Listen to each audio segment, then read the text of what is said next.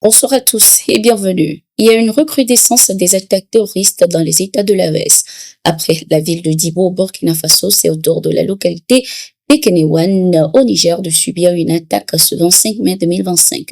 Une offensive terroriste fermement contenue par les forces armées nationales.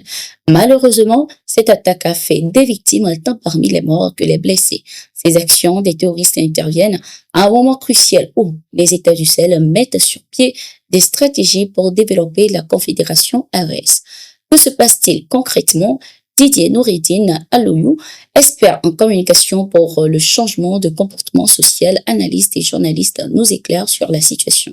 Au fur et à mesure que l'AES avance dans ses projets, eh bien, les impérialistes constatent que s'ils ne mettent pas fin rapidement à ça, eh bien, ces pays vont se libérer et vont servir d'exemple à toute l'Afrique.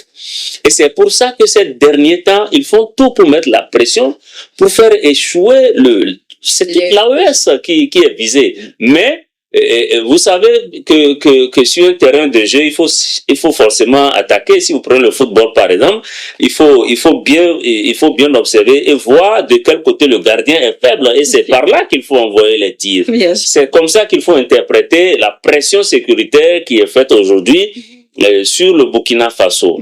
Donc à travers le Burkina, c'est toute l'AES qui est visée et dont les impérialistes continuent à mettre pression. C'est pour ça que vous allez voir ces derniers temps, il y a beaucoup d'attaques qui se sont déroulées au Mali, au Niger et même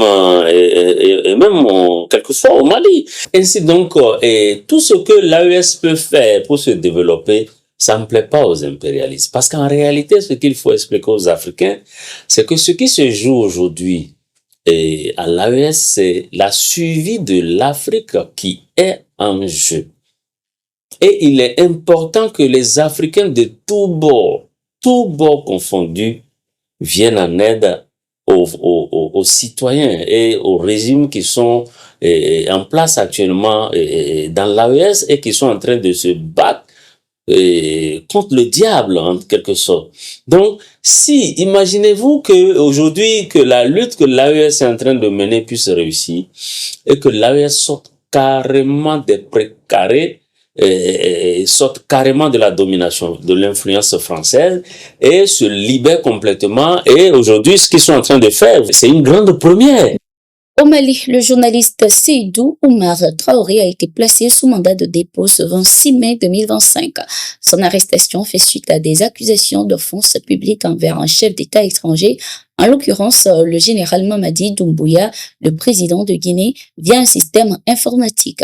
Cette affaire découle d'une publication dans laquelle le journaliste affirmait que des terroristes utiliseraient la Guinée-Conakry comme base arrière pour déstabiliser le Mali avec la complicité présumée de certaines autorités guinéennes, dont le général Mamadi Doumbouya, le président de la Guinée. Face aux vives réactions suscitées par ces allégations, Seydou Oumar Traoré est revenu sur ses propos en présentant des excuses publiques au président guinéen et à son peuple. Cependant, ce revirement n'a pas empêché son incarcération. Son procès est prévu alors pour le 10 juillet 2025. Toujours avec le Mali, à l'occasion du 62e anniversaire de l'Organisation de l'Unité africaine devenue Union africaine, célébré ce 25 mai 2025 sous le thème Justice et réparation pour les Africains, le Premier ministre malien, le général Abdoulaye Maïga, a rendu hommage au père fondateur du panafricanisme, notamment Modibo Keïta, dont la vision continue d'éclairer le Mali selon lui. Dans un discours engagé, le général Abdoulaye Maïga a fustigé les chaînes invisibles du néocolonialisme, dénonçant ainsi une oppression persistante sous de nouveaux visages. Terrorisme sponsorisé, pillage économique, l'AES incarne notre résistance, a-t-il déclaré, saluant ainsi les leaders sahéliens, c'est-à-dire le général Assimi Goïta, le capitaine Ibrahim Traoré et le général Abdourahmane Tiani. Réaffirmant l'engagement du Mali en faveur de l'unité continentale, il a ainsi martelé la dignité de l'Afrique se conquiert par la lutte collective, appelant ainsi à rompre définitivement avec les héritages toxiques de l'esclavage et de la domination étrangère.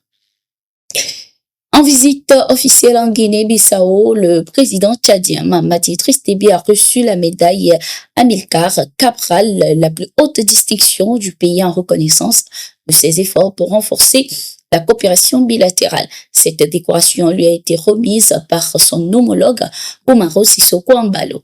Les deux dirigeants ont profité de cette rencontre pour signer plusieurs accords stratégiques, notamment dans les domaines de la diplomatie, un mémorandum d'entente signé pour des consultations politiques, accord général de coopération et suppression des visas pour les passeports diplomatiques. Sur le plan de la sécurité, une coopération renforcée en matière de défense, le plan économique, partenariat entre les ministères du commerce.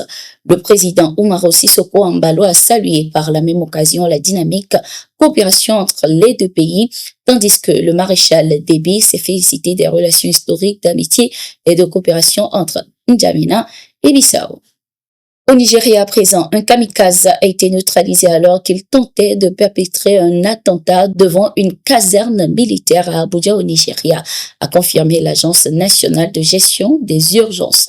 L'explosion survenue le 25 mai 2025 a tué l'assaillant sur le coup après la détonation prématurée de son engin. Un passant a été légèrement blessé et évacué vers un hôpital. La porte-parole de la police, Joséphine Adé, a précisé qu'une équipe de déminage avait été dépêchée sur place. Une enquête approfondie incluant des analyses médico-légales est en cours pour élucider les circonstances de cet acte terroriste. Eh bien, c'était tout pour cette édition de Gatigo sur Tout TV Africa. Merci d'être resté avec nous. Nous sommes en continu sur nos différentes plateformes.